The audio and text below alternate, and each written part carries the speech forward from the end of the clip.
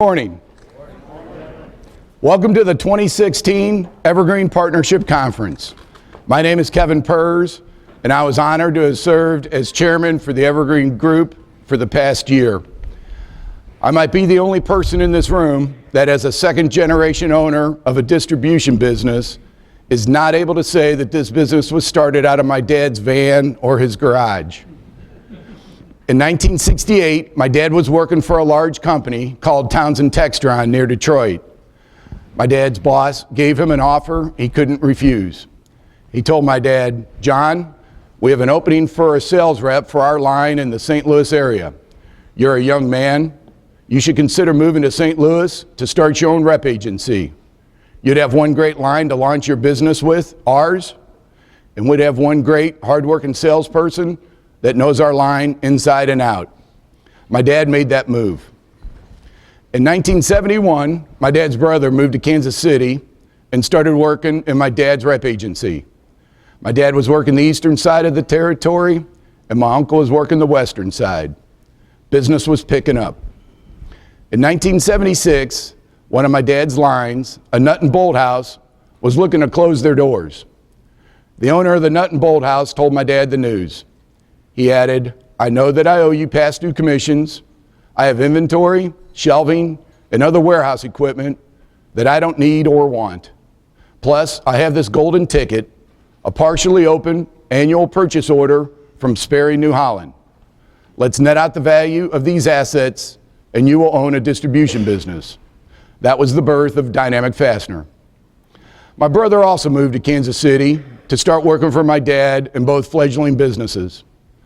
Dynamic Fastener opened its doors in Kansas City versus St. Louis only because the backs of my brother and uncle were younger and stronger than that of my dad's. They would be tasked to pull and ship the monthly releases for Sperry, New Holland. During that second year of business, my dad sold the rep agency to my uncle and another gentleman for $100,000. Not bad money when one considers that the assets of a rep agency might only have a 30-day shelf life, because most contracts with manufacturers can be canceled with just 30 days of notice. As it turns out, the sale of the rep agency was of critical importance for the longevity of Dynamic Fastener. The second year that Dynamic was open was also the last time that they were awarded any of the annual Sperry New Holland contract. Overnight, the company lost 75% of its annual revenues. That is never a good day.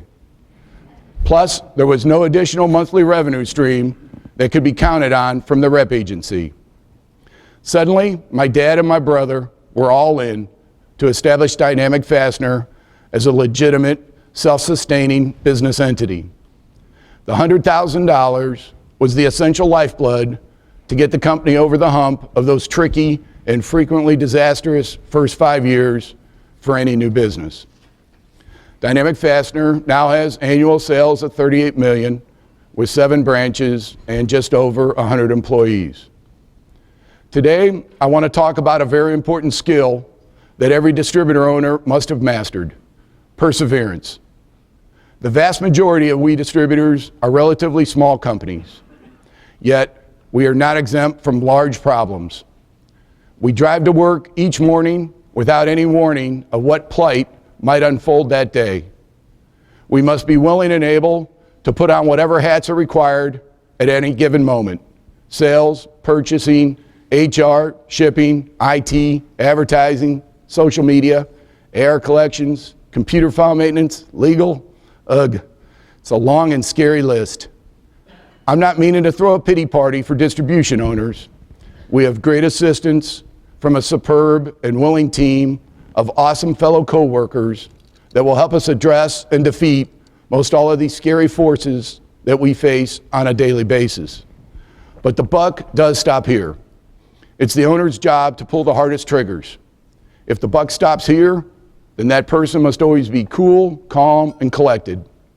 We must be ready for whatever incredible opportunity or potential catastrophe knocks on the door today. I thought it might be instructive to share a story of one such potential catastrophe currently facing Dynamic Fastener that we are attempting to turn into a major opportunity for our company. Over the last 11 months, I've been dealing with the most difficult issue by 1,000-fold to have ever hit Dynamic in the 33 years that I've worked here. Here's the background. We sell a highly engineered, specialized snow retention product that gets installed at the eave of a roof. The snow retention product holds the snow on the roof, allowing it to melt off. Option B is to have it avalanche off the roof, ripping the gutters off for certain, not to mention the fact that a ton of snow and ice falling off a roof 12 or 20 feet off the ground could easily kill a person below. We sell a lot of this product. It's over 10% of our annual sales. For the last 15 years, we have been the largest distributor in the country for the company that we buy this product from. In fact, we represent over 35% of this company's annual sales for their snow retention product. For the purposes of this speech, I will call the owner of the snow retention company, Zach. Zach and I became friends over the years. At his suggestion, he and I spent 7 days together in Turkey in 2009. We were not best friends, but certainly more than just business friends. And our business relationship was very important to each of us, or so I thought. I must say that unlike any other person that I know, Zach thinks courtroom victory years in advance. He has what he calls a distributor agreement. This agreement included many one-sided pitfalls, such as a 5-year non-compete time period in which the distributor cannot sell a product that competes with his offering for 5 years after the agreement is subsequently terminated in writing. For the last 10 years, Zach has asked me and told me to sign his distributor agreement, and I'd say no way. He'd say, "You're the only customer that hasn't signed this agreement." I'd say, "Well, you better ship the other distributors COD, because if they actually read and then signed your agreement, then they are flat stupid." He would initiate a discussion with me about this unsigned agreement every 2 or 3 years over the last decade, to no avail. Recently, most of Zach's patents expired or are close to expiring. I knew that this was a scary realization for him. I understood why this made him nervous, but I assured him many times that we had no desire to circumvent him. I thought we had a trusting, mutually respectful business relationship built over years of working together. Then, along comes May 4th, 2015, a day that will live in infamy in the annals of Dynamic Fastener. That is the day that Zach terminated us as a distributor. Wow. I immediately called him. We talked for about 50 minutes. He cites 4 reasons for his actions, 3 of which never happened. For example, he wrote in the termination letter and told me on the phone that one of his primary rationales was in response to the fact that we've sent his parts to other companies to get a quote for a knockoff part. However, no one at Dynamic Fastener had ever done that. He ends the call by saying, "Just sign the distributor agreement and all is back to normal," which I won't do. 3 weeks after he terminated us, we filed multiple lawsuits. I came out swinging with zeal and zest, so inspired to address this vicious transgression. Nothing less than an unconditional surrender was my expectation.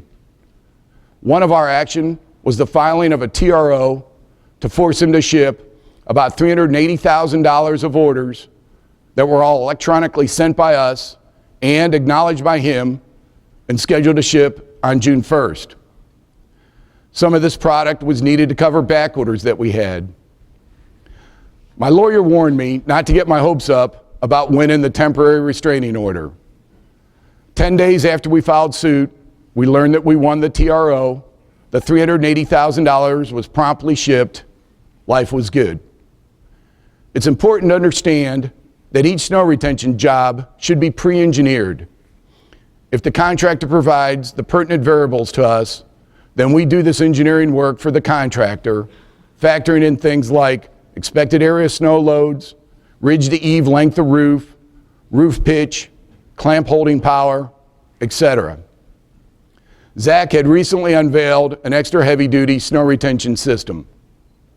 Before we placed our first order for this new product, and because it was new, he required us to always send the engineering parameters to him so that he would provide the engineering design for any given job using this product. We agreed that only his company could do the engineering work on this heavy-duty product line. He started shipping this material to us about 4 months before he terminated our relationship. We purchased about $100,000 of the heavy-duty style retention system, and we had sold about $25,000 of it under the terms of his engineering requirements. Then in July, he refuses to provide us the engineering details to quote a job for this heavy-duty product.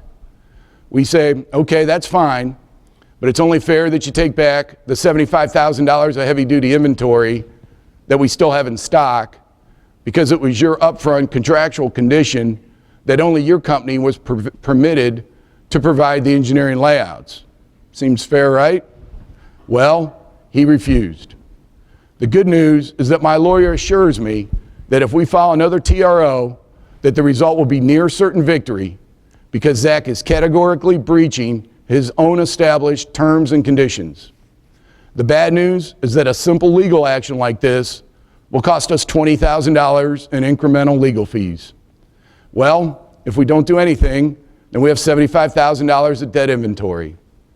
So we file the second TRO and we lose. The judge decrees that he does not need to provide any future engineering work and he does not need to take back our $75,000 of heavy-duty inventory. This loss literally shook me to my core. I can't stop thinking, if we lose what was logically and supposedly legally an almost guaranteed victory, how badly can everything else go? That realization was the foundation for many, many of my sleepless nights over the next 4 months. My zest and zeal were instantly gone.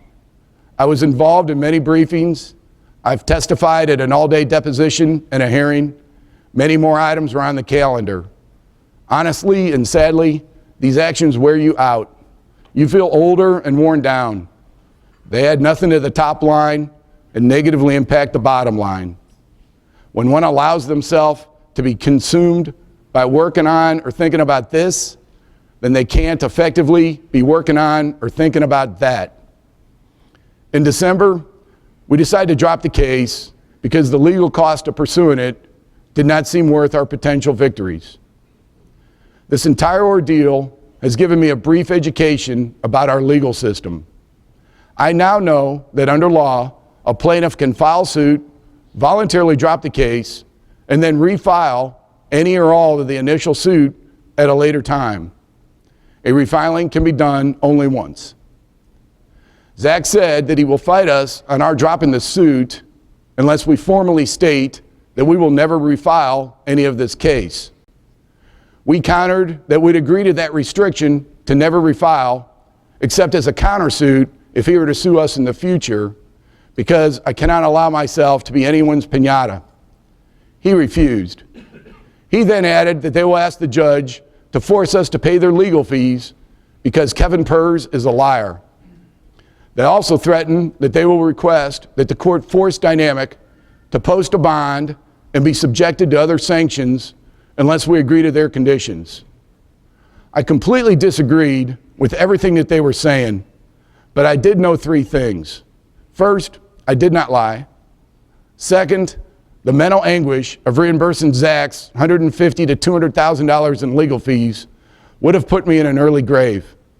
And mostly, I cannot get out of my head that we lost that second TRO, which was touted to be near certain victory. I was not hearing those reassuring comments from my lawyer with any of Zach's maneuvers that we were currently facing. In late February, the judge accepted our motion to drop this case and ruled that Dynamic can reinstate the suit, but only as a countersuit against them. The judge also found that I did not lie and that we will not have to pay Zach's legal fees or suffer any other sanctions. Once again, life is good. So where do we go from here? We are now attempting to turn this near catastrophe into a bold opportunity. I've already mentioned that the snow retention product line is very important to our company. We can't just walk away from this business. For the last 20 years, Zach purchased a very high percentage of his products from a single large aluminum extruder. As it turns out, this extruder also had their share of unpleasant dealings with Zach. So there was no love lost there. In fact, those two companies have recently officially severed ties. Interesting side note, Zach chose to cut ties with his long-term largest customer and largest vendor in the same year. I would say that too is never a good day. After the extruder and Zach cut ties, the extruder agreed that if Dynamic buys all of our snow retention from them, then they will only extrude snow retention product for us. Launching this product required us to make some significant investments. We invested in extruding dies, logo stamps, punch tooling, fasteners, packaging, marketing, trademark and patent expenses. These alone cost us over $250,000. We then placed a $1.4 million order for the extruded aluminum components.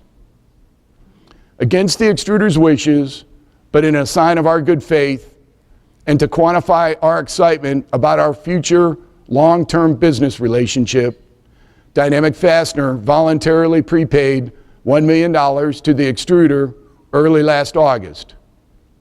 We are undertaking ongoing, fairly expensive and extensive third-party engineering testing. Not pleasant, but we'll get through it. The best part is once it's all done, we'll have a proprietary product line and we will have the ability to sell it to the contractor at the same price as our distributor competitors are paying to Zach. Zach's current distributors can't be too happy.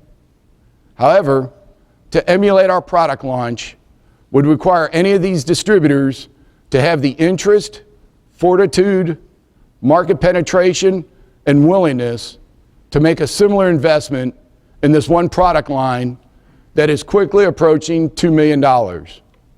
And in a weird twist of fate, precisely as a result of Zach's dreaded distributor agreement that I refused to sign, but all of his other distributors did sign, if any of them wanted to try to emulate us, that very document will provide us with at least a 5-year competitive head start.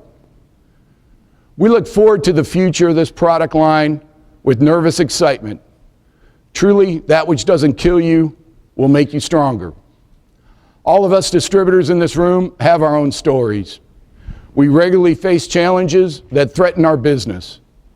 We must always look to minimize the collateral damages from the plague at hand, and sometimes find ways to turn the imminent disaster into a newfound opportunity. No distributor is immune to these seemingly unjustified calamities. It's a tribute to every distributor in this room that we have all persevered over whatever devious body blow that previously came your way. Obviously, we all successfully dealt with those challenges, or we wouldn't be sitting here today. Thank you for listening to my story.